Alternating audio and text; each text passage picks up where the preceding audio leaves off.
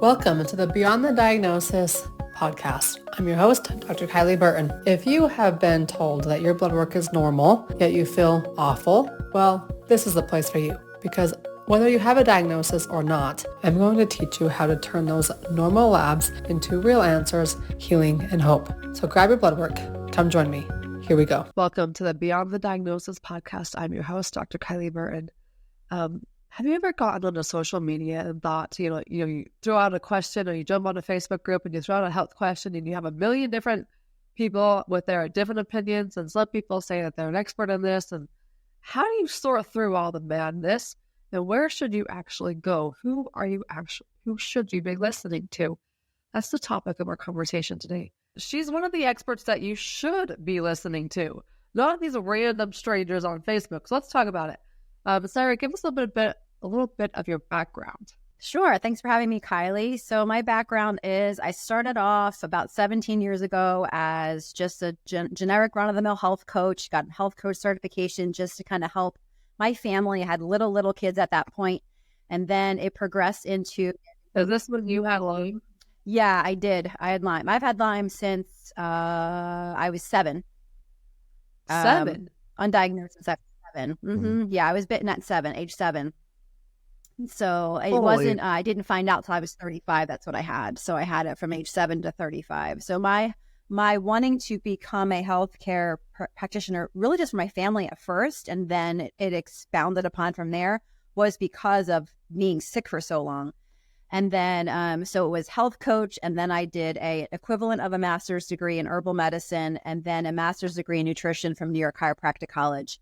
And then muscle testing certifications that have gone on. I keep getting those. And then, now I'm working on my doctorate. So we're doing what? Integrated medical doctor. It's an integrated medical doctor and PhD. From who? I'm curious. Quantum University in Hawaii. Huh. Interesting. I didn't know they had so such then you a... get your... Well, it's awesome because then then they have all the board certifications. So you go through their program, do the dissertation. So it's a double. So you get your PhD plus your clinical doctorate, and then you can take your board, take any board. So then you have a list of boards you can take for all of your board certifications. It's a really cool program for anybody out there who's looking. People ask me all the time. So what? I know. Bring it Yeah, on. it's a lot. Yeah, it's not quickie. It's not like a quickie program. It's going to take you a couple years, but it's going to take me a couple years to even get through it. But it'll be good. So done at your own pace? Yeah, it's at your own pace, which to me is at my detriment because I do better if someone's pushing me. Well, maybe we'll do it together. I don't know. We'll look into it. I was looking into like the School of Applied Functional Medicine, and I'm like, wait a second. Like, that's basically all the certification I have already. So why would I just duplicate it through another different route? So anyways, we can talk about that later. When your patients come to you and they get a treatment plan, and then they start listening to Google, social media. I don't think people listen to the news, but I mean, that's not true, because how many people wore a mask? That's listening to the news. So how do we sort through this madness? Well, it's tough because there's so many social media groups, especially Facebook groups out there for crunchy moms and detoxing and all of these things. And you don't know who you're talking to. So when you ask a question in the group, who's answering you and where did they get their information? So if you are going to invest in a practitioner to take you on this health journey, then the expectation of the practitioner is that you're going to listen to their professional clinical advice that's coming from, a professional place and not Google, not take your information that you get from the practitioner and then go and ask some random person on the internet and then kind of supersede what you've said. It's a weird phenomenon where people on message boards all of a sudden have this authority that the practitioners don't. It's just bizarre. What are you seeing being screwed up because of that with your current clients? I am seeing people changing their dosages based on advice they're getting from detox groups and other groups that specifically cater to certain supplement companies. I am seeing people completely go off of their programs because someone pulls up some review on a supplement that they're like, oh, you shouldn't be taking that because this, and this. Questioning based on what somebody said, those types of things. So it's just a weird phenomenon of almost like they don't trust us as the practitioner, even though they did in the beginning, but because somebody said something to them contrary, because they Googled it, it's causing an issue. And then people, when it comes to research, so the chiropractic college I attended in Portland, they are huge on research, like science, evidence-based, whatever. That's important. Yeah. But my opinion is you can find research for anything you want to find it on. If you want to find something supporting one way, you will find it. If you want to find something supporting another way, you will find it. And then there's the whole, well, somebody had to pay for the research, somebody had, whatever. So, growing up in a clinic, I had joined a few Facebook groups. I'm sure you've done this as well to kind of get clients. And what I found inside these Facebook groups is that people just want an outlet to complain. They really don't want answers. They really don't want solutions, because when you try to give them a solution, they will come up with every freaking excuse under the book on why they can't do it. So if you really want to change and you hire an expert like Sarah or myself, why are you not listening to them? We are experts for a reason. They'll do whatever they want, I guess. Yeah. But when they do that, they're going to get crazy results. And then they come to us like, why am I not getting better? Well,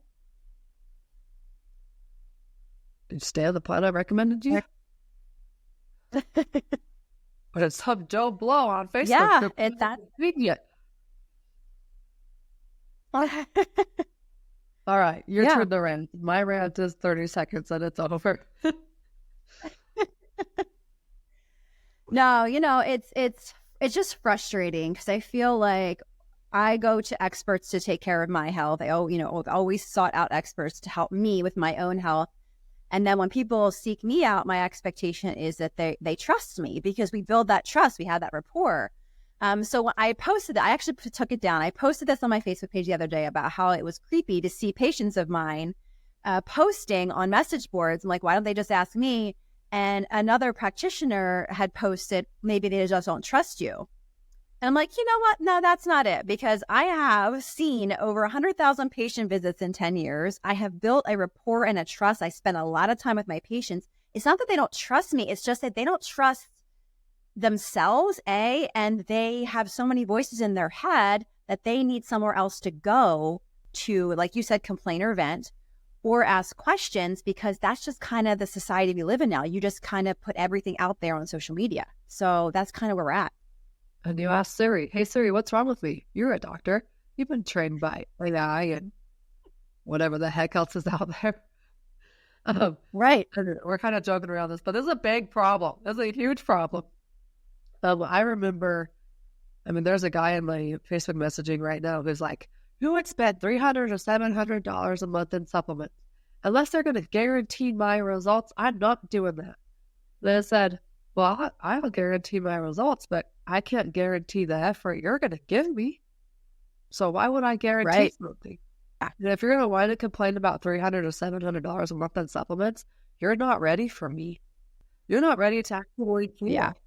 To be honest. Yeah, it's interesting to see how many people come in, patients who come in with a lot of supplements already, and how you have to break the habit of, okay, we're going to find out what the right supplements for you is. You're going to have to kind of break up with some of these supplements here. So that's the other end of the spectrum. You have people who don't want to take anything. Then you have people who are so attached to things that they heard on infomercials or whatever, which taking supplements is not a bad thing. We all give supplements, but there is a time and a place. And if you're taking every single thing, you have to break up with them at some point. It's not going to benefit you. That's why you're here to see us. So, but I always tell patients, and you might probably tell your patients this too, is that if what you were doing was working, then you would not be in my office right now seeing me, correct? Because you're taking 30 different things and you're still coming in. Your blood work is looking pretty bad right now. I muscle test, so your muscle testing came up there's a lot of things going on. If this was working for you, then you would not need me. But since it's not working, you're going to have to maybe acknowledge the fact that these supplements are not the best for you. And it's hard for patients. I get it. I was like that too. It's hard to say, wait, this specific vitamin D is not good for me, or this, CoQ10 isn't working, or this fish oil that has the soybean, whatever in it isn't good for me. Like, why? I was told by my GNC rep that it was. So, that's kind of where we're at, is there's commercials for everything. There's a store in every corner that sells vitamins, and we just have to put ourselves and have our patients say, hey guys, you know what? We can help you. You're here for a reason. Just let me help you. That's why we're here. You're the same level too, where it's like, I don't need to help everybody who comes to my door.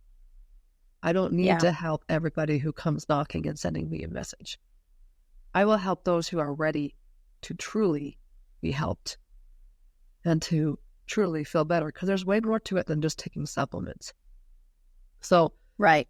If people are listening to this, how do they know if they are like, hey, I keep saying that I'm ready for it, versus the ones who are truly ready for it?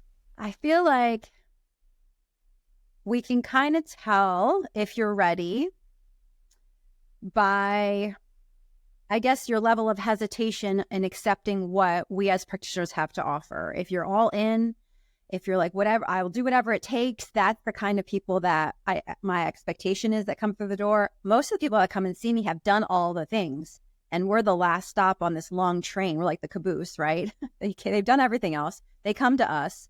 They've been told their labs are normal, like we always talk about. They can't get any answers anywhere else. So why not try something different and trust that we as the experts can help you along the way? And just be ready to take everything you've ever learned about health along the way and dump it on its head. Listen to what your practitioner has to offer. Listen to the education. We do a ton of workshops in our practice, tons of them. We have them all recorded for them to listen to, watch. Relearn everything, be willing to relearn, and kind of put our egos, we all have to do that, put our egos aside, the things that we already think we know, and be accepting to the fact that there could be another way. And even every holistic practitioner might not be the same. So I might have a little bit different perspective on certain vitamins and minerals and detoxing than the next person down the street. So just being open to, you're hiring us for a reason. Our mission and our purpose in life as practitioners is to help you. That's why we're here. It's not about us. We're just kind of tools that are, tools whereby you're going to get healthy. We're not doing it for you. So that's why I work so hard in my initial consultations with people to really build that trust and find out, why are you really here? What have you been going through? What do you need help with? And then reminding them of that as they're coming in and saying, okay, you told me this, and this. You're exhausted. You have no energy. You're not being able to string sentences together. You have headaches all the time. This is how we can help you. And then knowing that they're going to trust us to do that.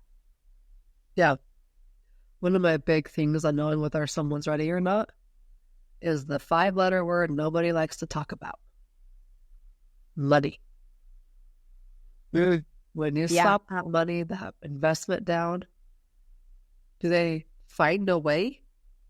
Or do they say, nope, that's too much? Because what they're really saying is that, nope, I'm not worth that. Right. Those who feel like they are worth it and who really, truly want the results, they will find a way. Yeah? Yeah. Health is an investment. We all know that. And you and I and all of the practitioners that I have relationships with, we all have been through our own health journeys. We've all done the things and we've all made the investment. So because we did it, our expectation is that others will do it too.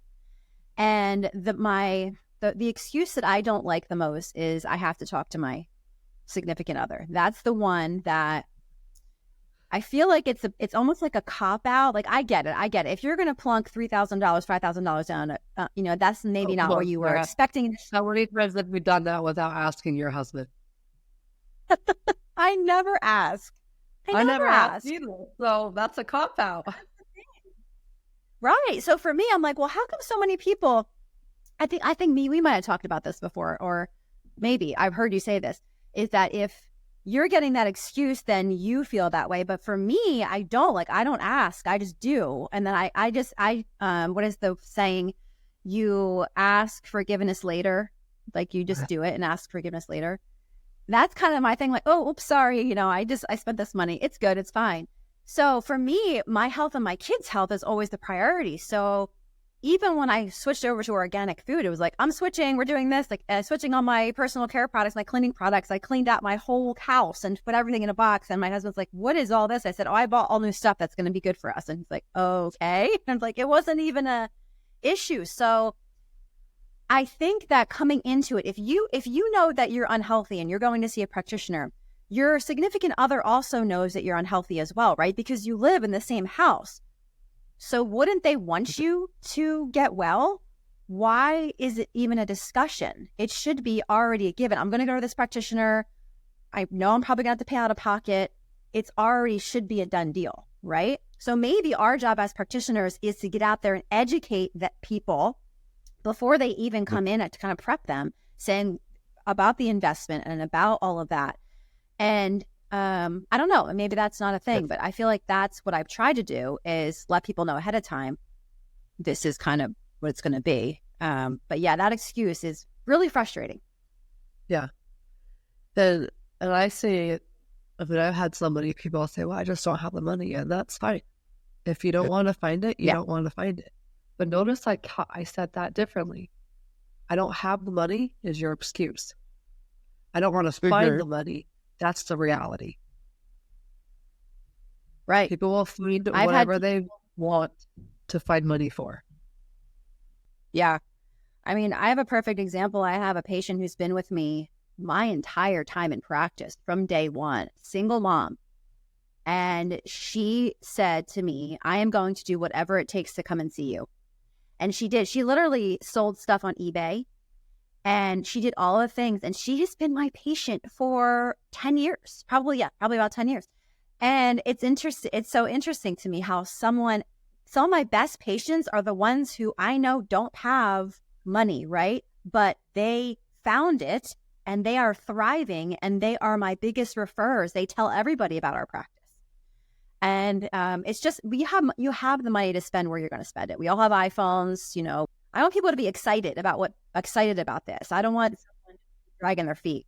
And as clinicians, we've got to get to the point too where we're not going to accept everybody. We don't need to. We want to accept people who are ready for it and are willing to do the work and actually get better. But, as patients listening to this and you're like, I would love to do what you guys are talking about, but I just don't have the money. She just said her patients sold things on eBay. There are so many trillion ways to make money nowadays. It's ridiculous. In Oregon, when I went to school in Oregon, I was never sick because it was clean air, rained all the time. Here in Utah, we're fetching cold and the air is crap. And I'm like, every winter it hits. I'm just like so over it, no matter how much I do. I'm like 8 capsules of DB3 a day right now. But I haven't slept, so the immune system's a little far behind on the sleeping portion with a sick baby. Yeah. But health is priceless.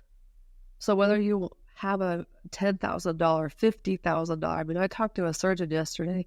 There's no way his treatment plans are less than $50,000. No freaking way. Cool. And his is post-op breast implant illness. And there's surgery involved. But, I mean, people will find what they want to find money for. And when we're speaking about money, like there is so much money out there. It is insane. But you have to get out of that lack mindset. You have to get out of this. Yeah. Again, if you're listening to the news is going to tell you, oh, we're in a recession. If you're listening to them, then yeah, you're going to feel like that. But if you're not listening to them, like me and Sarah don't listen to them, there's no recession. We're in charge of our own economy. Be very careful about who you're listening to. Are you listening to somebody who's telling you that because you have Hashimoto's, you're like this forever? Let me use myself as an example talking about the money thing. When I was so sick, we were one income, 4 kids. we were considered kind of at what they call poverty line, because, at the income level. I went to see a naturopathic doctor. I saw her care plan, didn't talk to my husband, even though I was a stay-at-home mom. It wasn't quote unquote my money, right? And I invested over time, over a 9-month period, $10,000 and to try to get better. And I didn't ask permission. I'm like, I have to get better. If I would not have taken that step, that was the first step I took to my healing.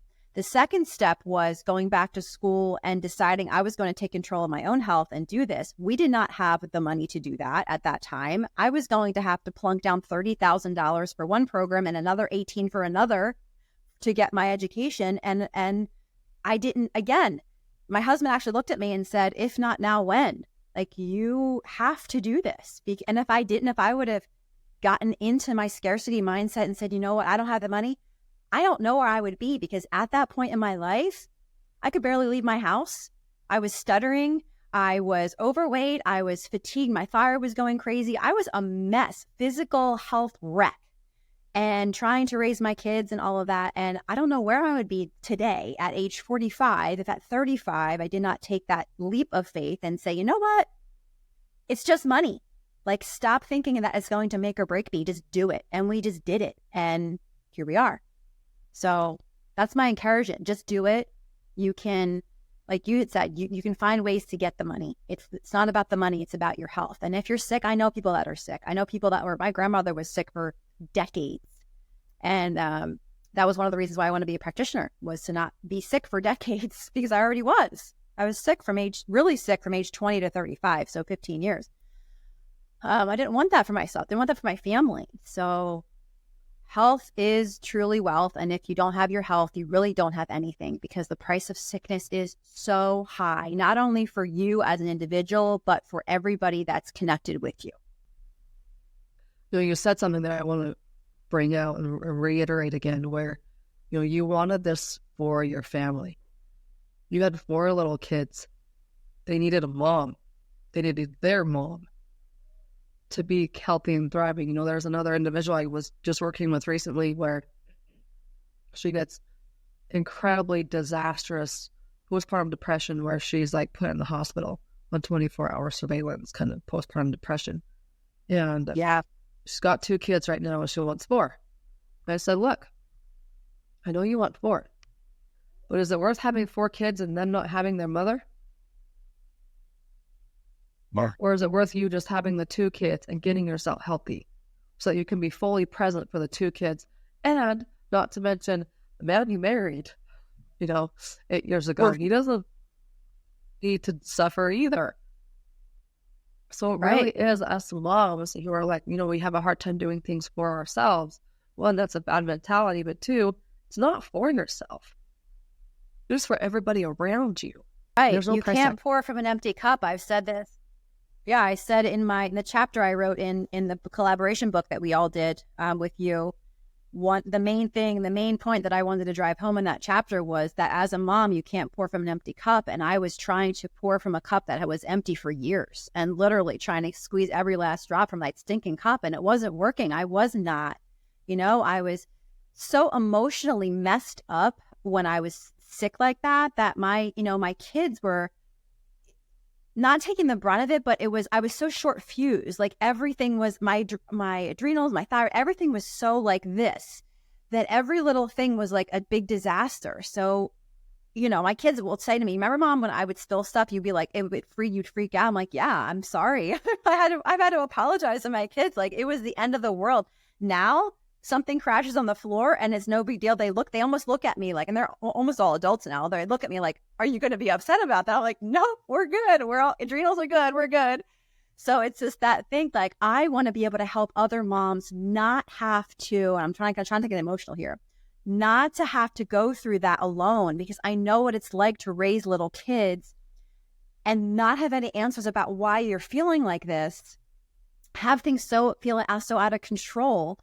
And I've been able to do that, been able to help so many moms not have to deal with that, and to be able to maybe not have the circumstances change. So, the milk is still going to spill, the plates are still going to crash on the floor, but their response to it can change because they're nervous systems are under better control.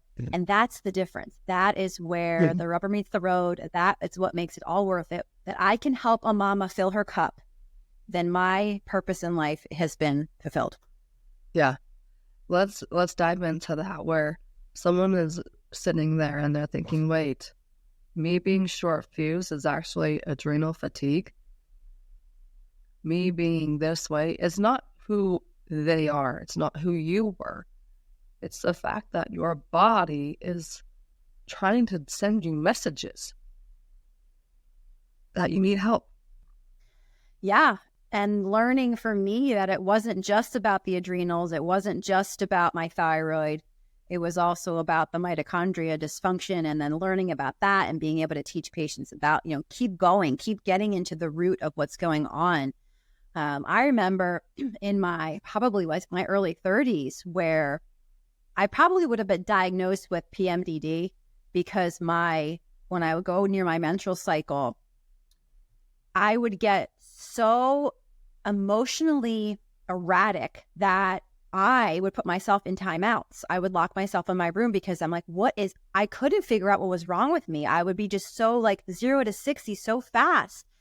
And it was scary to myself because it was almost like it was an out of control feeling. And I didn't understand it because it wasn't always like that. It was just for a day or 2 days. And I'm like, what is going on? This doesn't make any sense. And I just realized that my poor nervous system and my poor glands were just so exhausted, just trying to get me to survive. They were so bogged down with the immune system things I had going on. I had no idea I had Lyme. I had no idea my Epstein-Barr virus count was through the roof. I had no idea I had all of these underlying issues. And most of you guys out there probably don't know either. And that's where we come in to really help you find it, to correct it so you can move on. I don't know, like I said earlier, I don't know where I'd be if I didn't fix this. What kind of mom would I have ended up being for my children? We ended up adopting, right? Yeah. So you said your grandma was, decades and decades ill. Yeah, she had cancer for it's hard too. It's long time. You get one life. Don't just suffer. Don't just say that this is my life. It doesn't need to be that way. Okay, Sarah, what was the tipping point for you finding answers in your health story? The tipping point. What does the naturopath do differently than other Western medicine physicians do?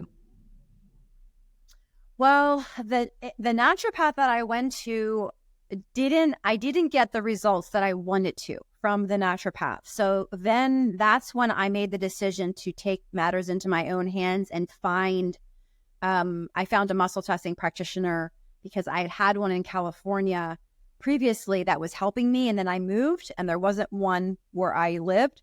So I sought out, I had to drive quite a distance to go find one, but I found somebody to get to the root cause because the naturopath that I went to initially, the testing that was done wasn't what I needed. It was more like conventional testing. So unfortunately that didn't work.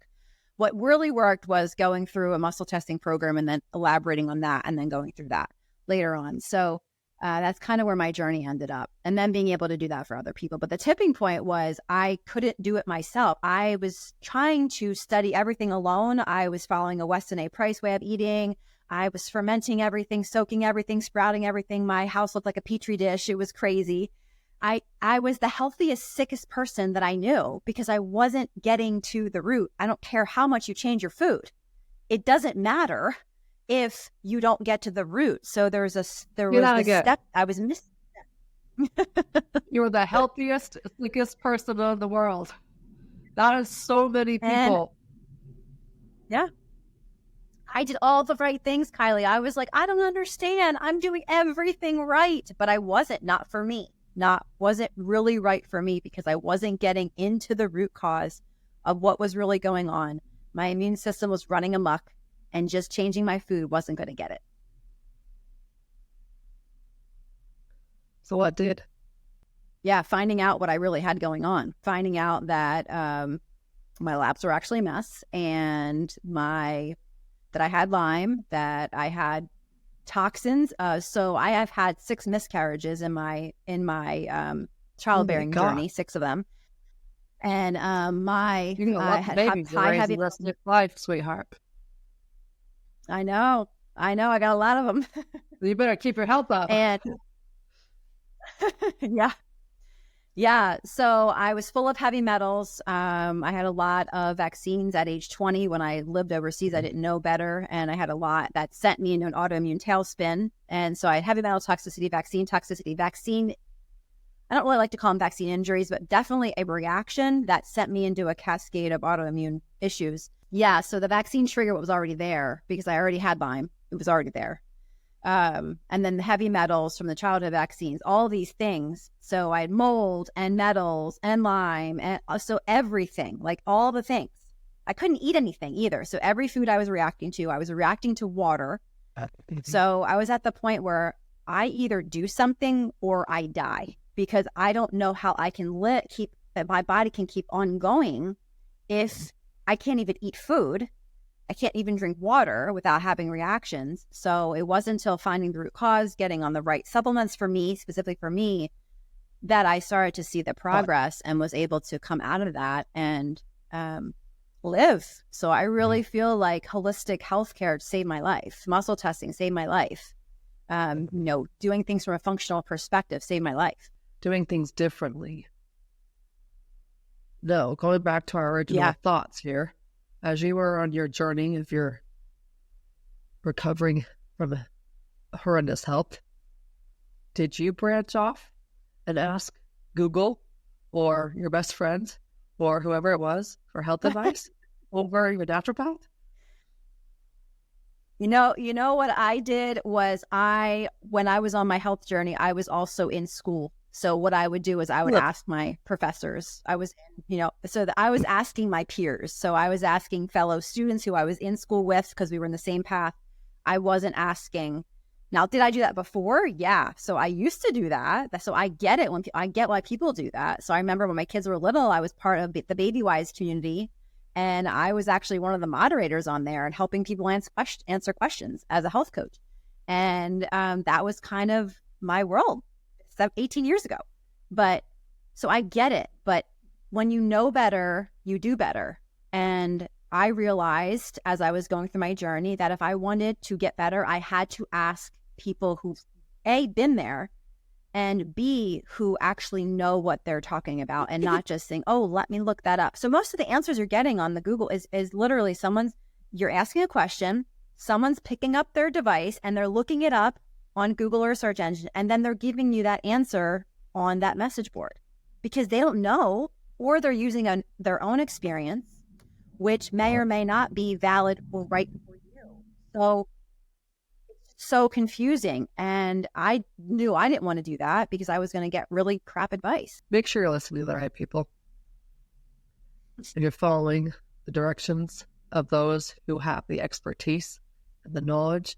I want to just dive into one final question for you, Sarah. And if you want to not answer it, that's fine. I'll share my answer too. How much money have you spent on your education?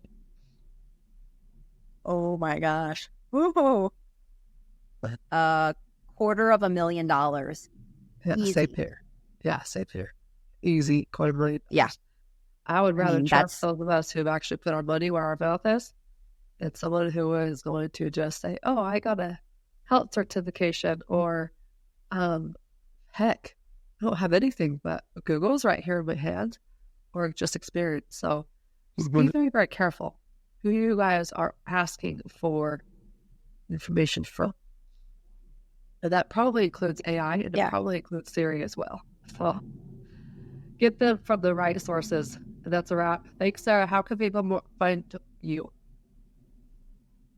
You can find me at nhiccentres.com, www.nhiccentres.com, or on Instagram, Facebook at Real Life Outlaw.